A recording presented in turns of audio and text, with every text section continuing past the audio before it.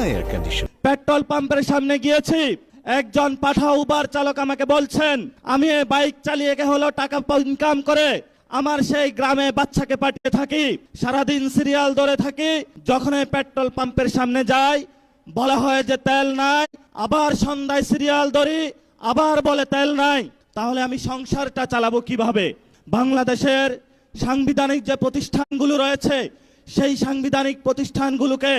আমরা যখন একটি নতুন বাংলাদেশে সংস্কার নিশ্চিত করতে চেয়েছিলাম, দুদুকে সংস্কার নিশ্চিত করতে চেয়েছিলাম, বিচারালয়ে সংস্কার নিশ্চিত করতে চেয়েছিলাম, পুলিশ প্রশাসনের সংস্কার নিশ্চিত করতে চেয়েছিলাম, সাংবাদিক ভাইদের সংস্কার নিশ্চিত করতে চেয়েছিলাম, সেখানে হলো মাননীয় প্রধানমন্ত্রী তার চিরচারিত অভ্যাস হাওয়া বোবেনের ভাই বেড়াদেরকে নিয়ে এসেছে, কাউকে দুদুকে বসিয়েছে, কাউকে বাংলাদেশ ব্যাংকে বসিয়েছে, কাউকে বিচারালয়ে বসিয়েছে, কাউকে হলো